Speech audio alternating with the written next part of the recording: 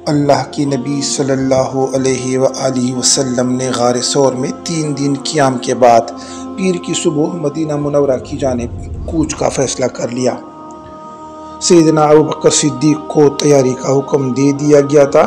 ان کے غلام عامر بن فہیرہ اور صحرائی راستوں کے ماہر عبداللہ بن اریقت حضرت سیدنا صدیق اکبر کے گھر میں پلی دونوں اونٹنیاں لے کر الصباح حاضر ہو گئے۔ یوں 4 افراد پر مشتمل اس مختصر سے قافلے نے ایک پرخطر سفر کا آغاز کر دیا۔ گو کہ عبداللہ بن اریقت مسلمان نہیں ہوا تھا، لیکن حضور علیہ السلام کو ان پر اعتماد تھا، اسی لیے اجرت کی عوض راستہ بتانے کی خدمت پر مامور تھا۔ اس نے حضور پاک علیہ السلام کی اونٹنی کی مہار پکڑی اور مدینہ منورہ کے مخالف سمت جنوب کی جانب یمن کے راستے پر روانہ ہو گیا۔ پھر اس نے بحر احمر کے ساحل کے قریب سے گزر کر ایک سنسان، انجان اور دشوار راستہ اختیار کیا، جس پر عام طور پر سفر نہیں کیا جاتا تھا۔ گرم دنوں میں صحرا کے درمیان سفر کرتے ہوئے 2 دنوں ہی میں زاد راہ ختم ہو گیا۔ انعام کے لالچ میں سرگرداں لوگوں سے بچتا بچاتا یہ قافلہ وادی قدیر کی بیرونی گزرگاہ کے قریب پہنچا تو ایک بڑا خیمہ نظر آیا۔ یہ خیمہ ایک پختہ عمر کی نہایت باوقار، توانا اور باروب خاتون معبد کا تھا، جو اس راستے سے گزرنے والے مسافروں کی خدمت کر کے دلی سکون اور راحت حاصل کرتی تھی۔ ان کا پورا نام و نسب یوں ہے: عاتقہ بنت خالد بن خلید بن منقد بن ربیعہ بن حرام۔ تاریخ میں اپنی کنیت معبد کے نام سے مشہور ہوئی۔ قبیلہ بنو خزاعہ کی شاخ بنی کعب سے تعلق رکھتی ہے۔ ان کا نکاح اپنے چچا زاد تمیم بن عبد العزیٰ سے ہوا تھا۔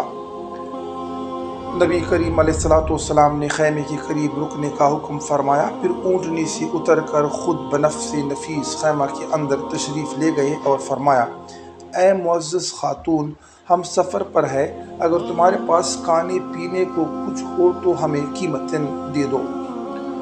معبد نے اپنے سامنے ایک نہایت حسین و جمیل اور نورانی شخصیت کو پایا، جن کے چہرے اقدس سے نور کی کرنیں پھوٹ رہی تھی۔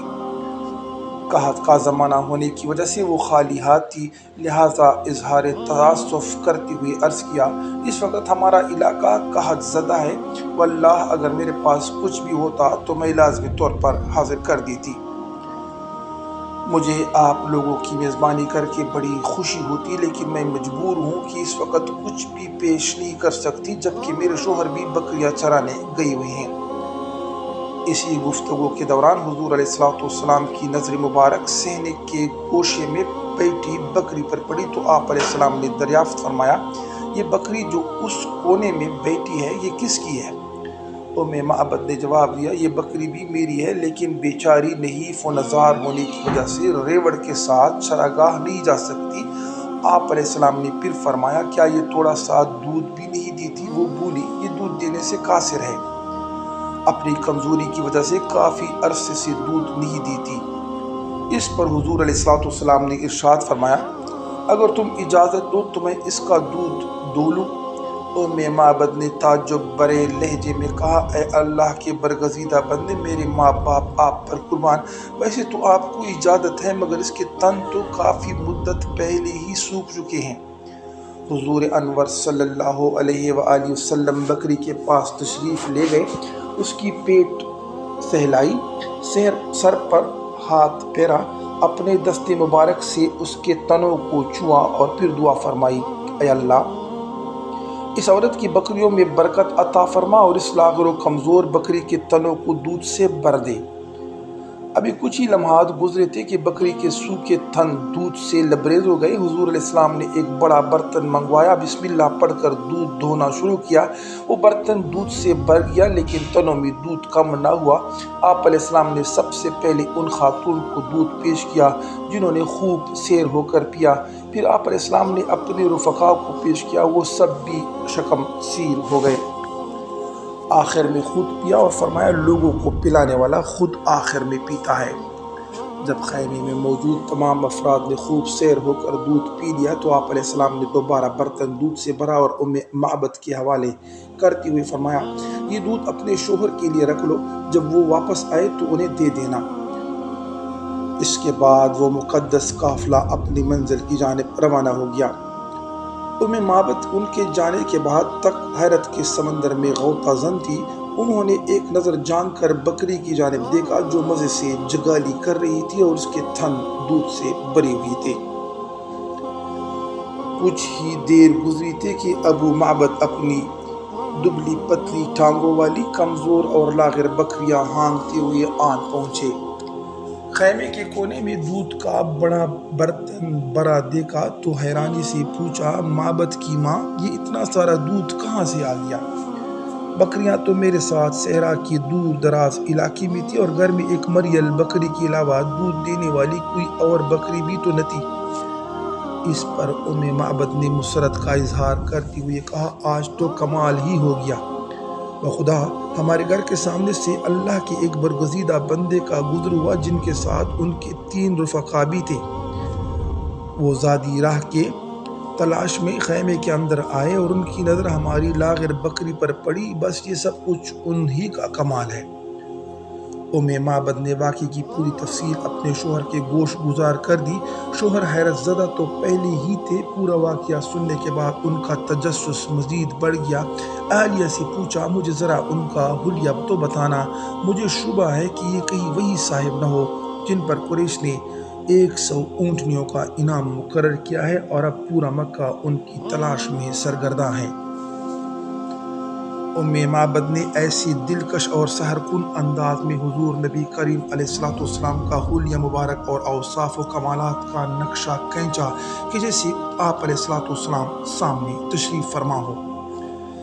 کہتی ہے، میں نے ایک ایسے شخص کو دیکھا جس کا حسن و جمال نمایاں تھا، چہرہ روشن تھا، اخلاق پاکیزہ تھے، بدن باری تھا نہ نحیف، خوبصورت اور خوش اندام، آنکھوں میں گہری سیاہی، پلکیں لمبی، آواز بلند مگر کرخت نہ تھی، آنکھوں کی پتلیاں بہت سیاہ اور ڈیلے بہت سفید تھے، آنکھوں کے کونے سیاہی مائل تھے، بویں ایک دوسرے سے بالکل الگ تھی اور نہ بالکل ملی ہوئی، درمیان میں ہلکے ہلکے بال تھے اور کنارے باریک تھے، بال نہایت سیاہ تھے، گردن خوبصورتی لیے ہوئی لمبی، داڑھی گھنی تھی، خاموش ہوتے تو باوقار، گفتگو کرے تو پرکشش جیسے زبان سے موتیوں کی لڑیں نکلتی چلی آ رہی ہو، بولتے تو آواز گرد و پیش پر چھا جاتی، کلام شیریں اور واضح، کم گو نہ باتونی، زور سے سنو تو آواز سب سے بلند، نہایت خوش آہنگ،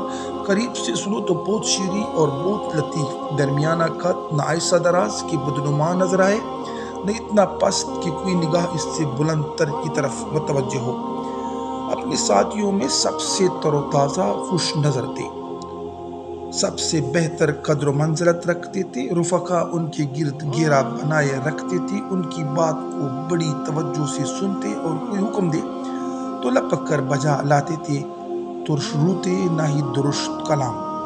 یہ سن کر ابو معبد نے کہا، خدا کی قسم یہ تو وہی ہے جن کے بارے میں لوگ طرح طرح کی باتیں کر رہے ہیں، اگر میں ان سے ملتا تو ان کی رفاقت اختیار کرنے کی درخواست کرتا، اگر کوئی موقع ملا تو میں ضرور اس کی کوشش کروں گا۔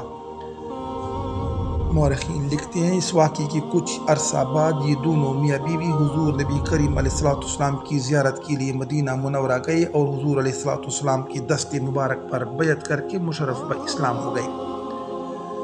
حضرت معبد کی یہ بکری 18 ہجری تک زندہ رہی اور حضرت عمر فاروق کے دور خلافت میں جب سخت قحط پڑا جس میں تمام جانوروں کے تنوں کا دودھ خشک ہو گیا تھا، اس وقت بھی یہ بابرکت بکری صبح و شام برابر دودھ دیتی رہتی تھی۔ حضرت معبد وہ خوش قسمت خاتون ہے جو اپنی مہمان نوازی کی صفت کی بنا پر دیدار مصطفیٰ سے سرفراز ہوئی اور اعلیٰ مرتبہ پایا۔ یہ وہ خوش بخت صحابیہ ہے کہ جنہوں نے سیرت طیبہ کی مختصر ترین لیکن جامع لفظی تصویر پیش کر کے سیرت نگاری کی تاریخ میں اپنا نام سنہری الفاظ سے رقم کروا لیا۔ اللہ تبارک و تعالیٰ سے دعا ہے اللہ تعالیٰ معبد اور ابو معبد کی ارواح کو ہم سے خوش فرمائے۔ ہماری ویڈیو کو ہمارے لیے وسیلہ مغفرت فرمائے۔ اللہ تعالیٰ ہمیں حضور نبی کریم علیہ السلام کی صحابہ کرام سے محبت اور عقیدت کی توفیق عطا فرمائے۔ اسلام زندہ باد، پاکستان زندہ باد۔